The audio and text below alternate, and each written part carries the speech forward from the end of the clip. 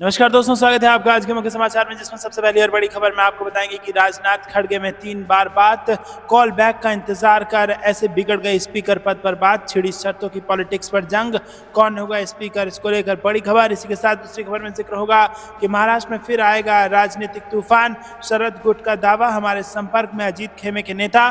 खबर में आगे आपको बताएंगे कि जनादेश ने संविधान के मूल ढांचे को बदलने से रोका, चिदम्बरम का पीएम मोदी पर पलटवार। खबर में आगे जिक्र होगा कि में संविधान लेकर राहुल गांधी ने ली शपथ और सदन में गूंजे जय श्री राम और भारत जोड़ो के नारे। और इसी के साथ खबर में आगे जिक्र होगा कि इतिहास में पहली बार होगा लोकसभा स्पीकर पद के लिए चुनाव, विपक्ष ने बिरला के खिलाफ के सुरेश को मैदान में उतारा। तो दोस्तों, यहाँ पर एक एक करके तमाम बड़ी खबरें आपके लिए लेके आए हैं, लेकिन उससे पहले अगर आपको भी ऐसा लगता है कि 2024 के लोकसभा चुनाव के नतीजों के बाद विपक्ष हो गया है मजबूत, तो वीडियो को कीजिए लाइक और चैनल को सब्सक्राइब करके बेल आइकन दबाकर कमेंट में लिखिए जय हिंद।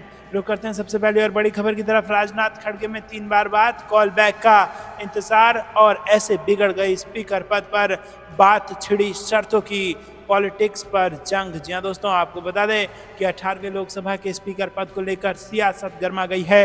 देश के इतिहास में पहली बार लोकसभा स्पीकर को लेकर चुनाव होगा। एनडीए की ओर से ओम बिरला, जबकि विपक्षी इंडिया ब्लॉक की ओर से के सुरेश ने स्पीकर पद के लिए नामांकन भर दिया है।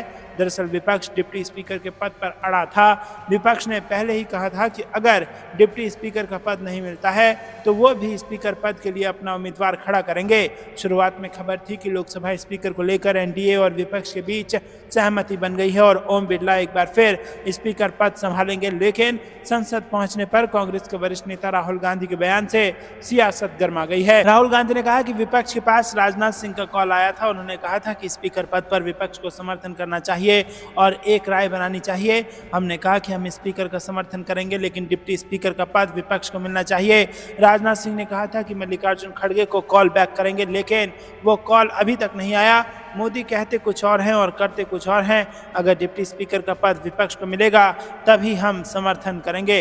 राहुल के इस बयान के बाद स्पीकर पद को लेकर सरकार और विपक्ष के बीच असहमति साफ नजर आई और इस बीच ओम बिरला ने स्पीकर पद के लिए नामांकन कर दिया। उधर इंडिया ब्लॉक ने के सुरेश को स्पीकर पद के लिए उम्मीदवार बनाया और उन्होंने भी नामांकन किया। इससे पहले एनडीए की तरफ से स्पीकर चुनाव के लिए आम सहमति बनाने की कोशिश की गई और बीजेपी के वरिष्ठ नेताओं ने इंडिया ब्लॉक के नेताओं से बातचीत की। रक्षा मंत्री राजनाथ सिंह और संसदीय कार्य मंत्री किरण रिजिजू ने अलग अलग नेताओं से मुलाकात की और फोन पर बातचीत की। सूत्रों का कहना था कि स्पीकर के नाम पर विपक्षी दलों के साथ सहमति बनती तो डिप्टी स्पीकर का पद विपक्ष को दिया जा सकता है। हालांकि विपक्ष का कहना है कि डिप्टी स्पीकर पद नहीं दिया जा रहा था, इसीलिए बात बिगड़ गई।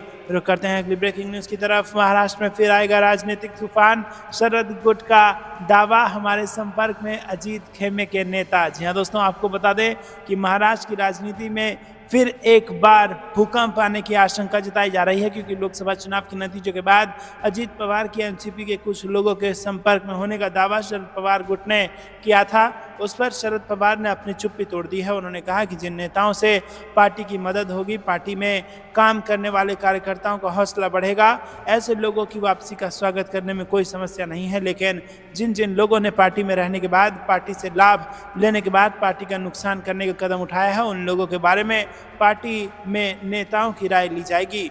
दोस्तों, आपको बता दें कि शरद पवार की इस प्रतिक्रिया के बाद महाराष्ट्र में अजीत पवार गुट में खलबली मची हुई है और अजीत पवार गुट के प्रवक्ता और विधायक अमोल मिटकरी ने इस बारे में खुलासा करते हुए कहा कि शरद पवार साहब का ये स्टेटमेंट खाली लोगों में और हमारे कार्यकर्ताओं में भ्रम फैलाने के लिए किया गया है, इसमें कोई तथ्य नहीं है। हमारे विधायक मजबूती से हमारे साथ खड़े हैं और किसी के कहीं जाने की कोई संभावना नहीं है। रुक करते हैं अगली ब्रेकिंग न्यूज़ की तरफ। जनादेश ने संविधान के मूल ढांचे को बदलने से रोका, चिदम्बरम का पीएम पर पलटवार। जी हाँ दोस्तों, कांग्रेस नेता पी चिदम्बरम ने मंगलवार को प्रधानमंत्री नरेंद्र मोदी की आपातकाल पर की गई टिप्पणी पर निशाना साधा है। उन्होंने कहा है कि देश की जनता ने 18वीं लोकसभा के लिए मतदान ऐसे किया है कि कोई दिव्य शासक संविधान को मूल ढांचे को बदल नहीं सकता। प्रधानमंत्री नरेंद्र मोदी ने मंगलवार को कांग्रेस पर वार किया। उन्होंने कहा कि आपातकाल लगाने वालों को संविधान के प्रति प्रेम जताने का कोई अधिकार नहीं है। है। 1975 के आपातकाल की 49वीं वर्षगांठ पर प्रधानमंत्री ने कहा कि उस समय के काले दिन याद दिलाते हैं कि किस तरह कांग्रेस ने बुनियादी स्वतंत्रताओं का हनन किया और संविधान को रौंदा। इस पर जवाबी हमला करते हुए पी चिदम्बरम ने एक्स पर पोस्ट किया, जिसमें उन्होंने पीएम मोदी पर जमकर निशाना साधा और कहा कि भाजपा के महत्वाकांक्षाओं को देश के लोगों ने भांप लिया था, इसीलिए इस बार के चुनाव में उनको जनता ने करारा जवाब दिया है। देश की जनता एक और आपातकाल नहीं चाहती थी, इसीलिए उसने इस बार मतदान किया। उन्होंने लिखा कि देश के लोगों ने 18वीं लोकसभा के लिए इस तरह से मतदान किया है कि कोई भी दिव्य शासक संविधान के मूल ढांचे को नहीं बदल सकता।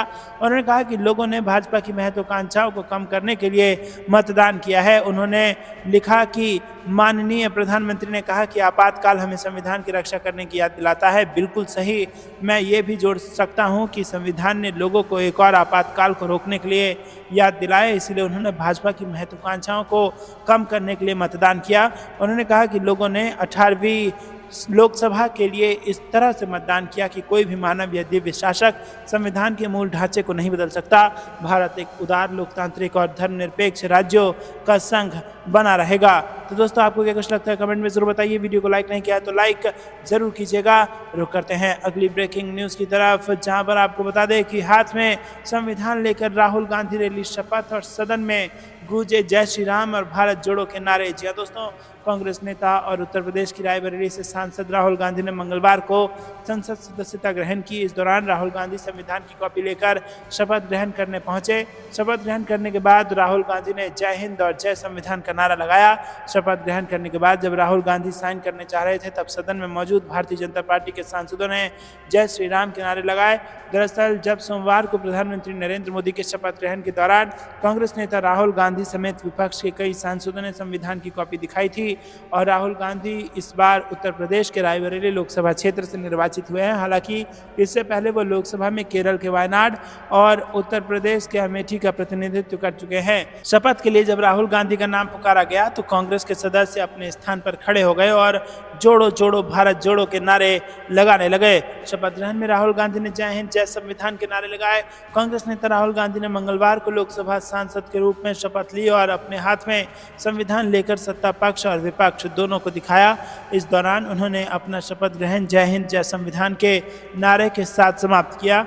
उनके शपथ लेने के बाद भी कांग्रेस सांसदों ने जोड़ो जोड़ो भारत जोड़ो के नारे लगाए। बता दें कि राहुल गांधी ने साल 2022 में भारत जोड़ो यात्रा और इस साल 2024 की शुरुआत में भारत जोड़ो न्याय यात्रा निकाली थी। रुक करते हैं अगली ब्रेकिंग न्यूज़ की तरफ। इतिहास में पहली बार होगा लोकसभा स्पीकर पद के लिए चुनाव।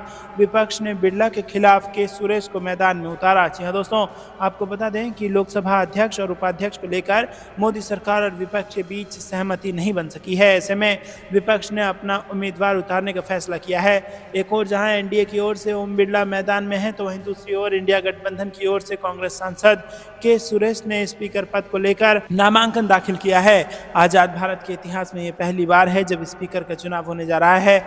विपक्षी सांसद एन.के. प्रेमचंद के मुताबिक कांग्रेस सांसद के सुरेश ने लोकसभा अध्यक्ष पद के लिए बिरला के खिलाफ नामांकन दाखिल कर दिया है। देश में पहली बार स्पीकर पद के लिए चुनाव होगा।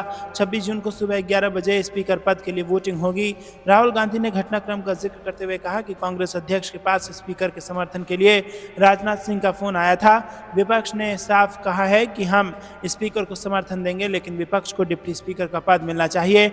राजनाथ सिंह ने दोबारा फोन करने की बात कही थी, हालांकि अब तक कॉल नहीं आया है। वहीं जेडीयू नेता व केंद्रीय मंत्री ललन सिंह ने कहा है कि विपक्ष उपाध्यक्ष पद पर भरोसा चाहता है, लेकिन फिलहाल सत्ता पक्ष ने कहा है कि वो बाद में देखेंगे, पहले आप अध्यक्ष पद पर समर्थन करें। इसके लिए विपक्ष तैयार नहीं हुआ है। विपक्ष शर्तों के आधार पर दबाव बनाना चाहता था। दोस्तों, रुक करते हैं अगली ब्रेकिंग न्यूज़ की तरफ। विधानसभा चुनाव की तैयारियों को लेकर मल्लिकार्जुन खड़गे और राहुल गांधी लेंगे हरियाणा कांग्रेस के नेताओं की अहम बैठक। जी हाँ दोस्तों, हरियाणा विधानसभा चुनाव से पहले सभी राजनीतिक पार्टियां एक्टिव मोड में नजर आ रही है।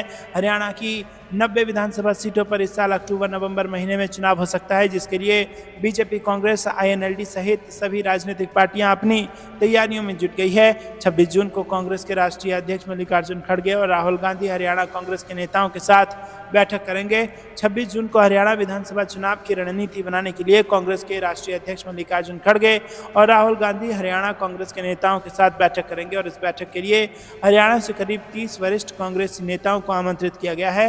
इसमें कांग्रेस के राष्ट्रीय अध्यक्ष और वरिष्ठ नेता राहुल गांधी के अलावा राष्ट्रीय महासचिव केसी वेणुगोपाल, हरियाणा मामलों के प्रभारी दीपक बावरिया मौजूद रहेंगे। दोस्तों, बैठक में प्रदेश अध्यक्ष उदय भान, पूर्व सीएम एवं नेता प्रतिपक्ष भूपेंद्र सिंह हुड्डा, राष्ट्रीय महासचिव एवं सिरसा से सांसद कुमारी सैलजा समेत कई सारे मौजूद रहेंगे। रुक करते हैं अगली ब्रेकिंग न्यूज की तरफ। गठबंधन के सांसदों ने संसद परिसर में संविधान की प्रति लेकर किया प्रदर्शन, सोनिया गांधी समेत कई सांसद हुए शामिल। जी हां दोस्तों, केंद्र में नई सरकार में गठन के बाद आज से 18वीं लोकसभा का पहला सत्र शुरू हो गया है। प्रोटेम स्पीकर ने सांसदों को नवनिर्वाचित सांसदों को शपथ दिलाई और इस दौरान संसद के अंदर विपक्षी सांसदों ने नारेबाजी की। विपक्ष का कहना है कि प्रोटेम स्पीकर विपक्ष का होना चाहिए था। कांग्रेस सांसद के सुरेश सबसे वरिष्ठ सांसद, ऐसे में उन्हें प्रोटेम स्पीकर बनाना चाहिए था। कांग्रेस सांसद के सुरेश ने कहा कि एनडीए सरकार ने लोकसभा की परंपरा का उल्लंघन किया है और अब तक परंपरा ये थी कि जो सांसद सबसे अधिक बार निर्वाचन होता है वही प्रोटेम स्पीकर बनता है। भर्तृहरि मेहताब 7वीं बार संसद चुने गए थे, जबकि मैं 8वीं बार सांसद चुना गया हूं। वो फिर से विपक्ष का अपमान कर रहे हैं।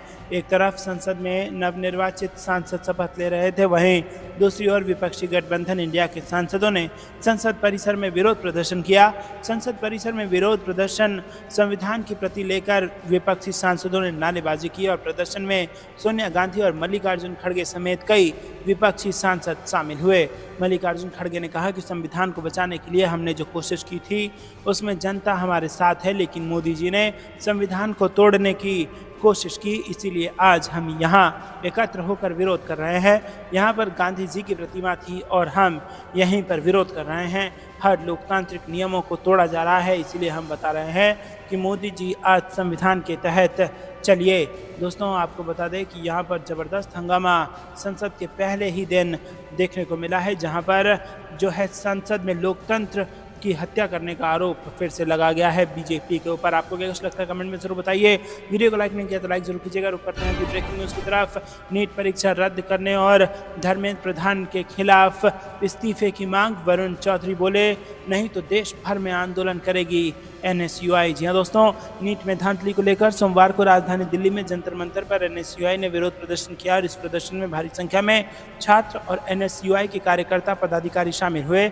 छात्रों ने हाथों में तख्तियां लेकर शिक्षा मंत्री धर्मेंद्र प्रधान के खिलाफ प्रदर्शन किया। प्रदर्शनकारियों ने नीट को रद्द कर फिर से परीक्षा कराने और धर्मेंद्र प्रधान के इस्तीफे की मांग की। जंतर मंतर पर प्रदर्शन का नेतृत्व कर रहे एनएसयूआई प्रेसिडेंट वरुण चौधरी ने पत्रकारों से बात करते हुए कहा कि एक के बाद एक पेपर लीक हो रहे हैं, लेकिन केंद्रीय शिक्षा मंत्री इस्तीफा नहीं दे रहे हैं। हमारी मांग है कि परीक्षा को रद्द कर दोबारा कराई जाए।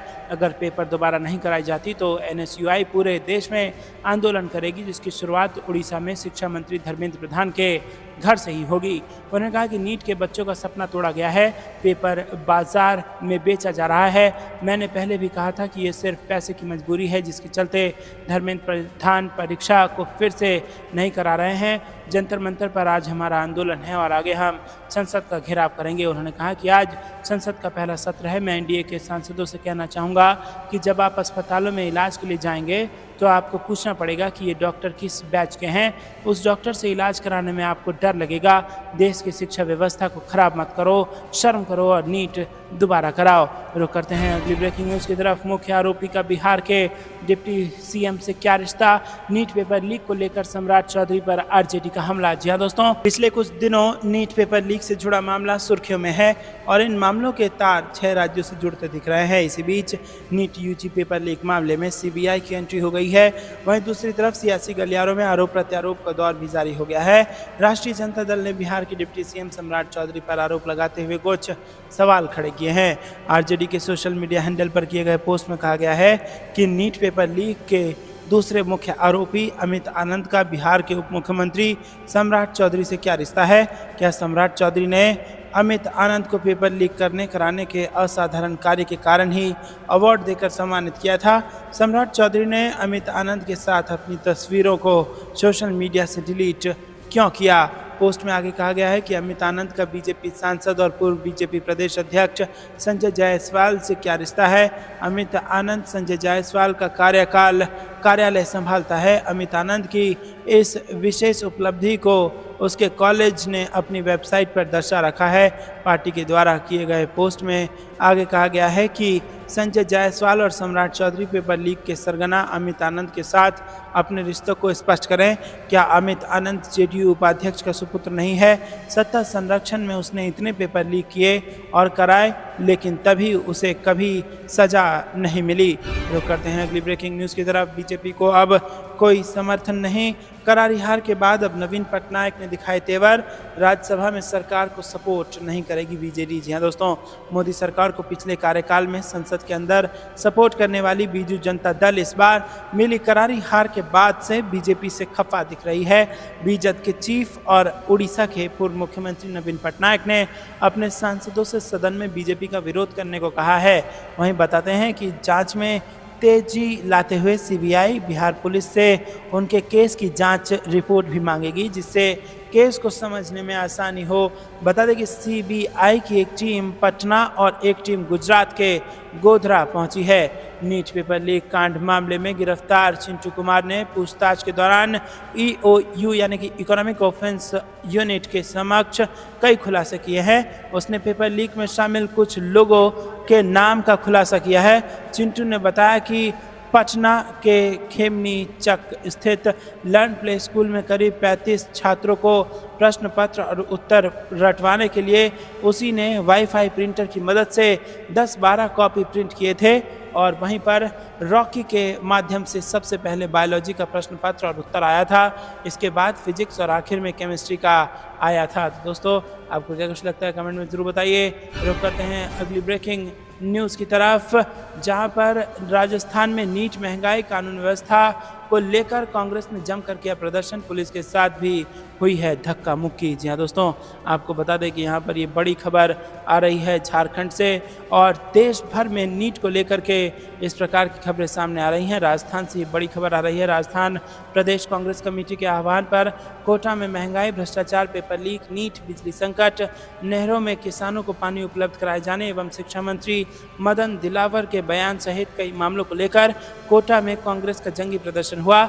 इस प्रदर्शन के दौरान कांग्रेस कार्यकर्ताओं ने जमकर प्रदर्शन किया और सर्किट हाउस से पैदल कलेक्ट्री पहुंचे, जहां उन्होंने कलेक्ट्री की ओर जाने का प्रयास किया, लेकिन कार्यकर्ताओं को पुलिस ने अंदर नहीं जाने दिया। भारी पुलिस बल के बीच कांग्रेस का कार्यकर्ता बार बार कोशिश करता रहा, लेकिन पुलिस ने उन्हें भीतर नहीं घुसने दिया। दोस्तों, कांग्रेस कार्यकर्ता भाजपा सरकार के खिलाफ जमकर नारेबाजी कर रहे थे। कई बड़े नेता सहित कांग्रेस के कार्यकर्ताओं ने जैसे ही अंदर जाने के लिए ज़्यादा और आजमाइश की तो पुलिस ने वाटर कैनन से पानी की बौछार कर कांग्रेस कार्यकर्ताओं को तितर बितर कर दिया। काफ़ी देर तक चली पानी की बौछार के बाद भी कांग्रेस कार्यकर्ता नहीं माने और जमकर नारेबाजी करते रहे और पानी में ही रोड पर बैठकर भाजपा सरकार के खिलाफ नारेबाजी करते रहे और इस अवसर पर पुलिस अधिकारी भी पानी की बौछार से भीग गए। रुक करते हैं अगली ब्रेकिंग न्यूज़ की तरफ। दिल्ली सरकार के सभी मंत्रियों ने पीएम मोदी को लिखा खत, जल संकट पर हस्तक्षेप की कर दी मांग। जी हाँ दोस्तों, दिल्ली सरकार के सभी मंत्रियों ने सोमवार को अपनी एक मीटिंग की और ये मीटिंग आतिशी के अनशन स्थल पर की गई। सभी की मांग है कि दिल्ली को उनके हक का पानी दिया जाए। सभी मंत्रियों ने अपने हस्ताक्षर किए हुए पत्र को प्रधानमंत्री को भी भेजने का फैसला किया है ताकि प्रधानमंत्री भी इस मामले में हस्तक्षेप कर जल संकट को दूर कर सके। इसके साथ ही बैठक में प्रस्ताव लाया गया कि दिल्ली सरकार के सभी मंत्री एलजी के साथ एक ज्वाइंट विजिट वजीराबाद बैराज पर करेंगे ताकि सभी के सामने स्थिति साफ हो जाए। आम आदमी पार्टी के नेता और मंत्री गोपाल राय ने बताया कि सोमवार को ये अहम बैठक जल मंत्री आतिशी के अनशन स्थल पर ही की गई और इस दौरान इस बात पर चर्चा हुई कि 30 साल पहले दिल्ली को जो पानी मिल रहा था वही 30 साल बाद भी मिल रहा है, जबकि आबादी 3 गुना से ज़्यादा हो गई है।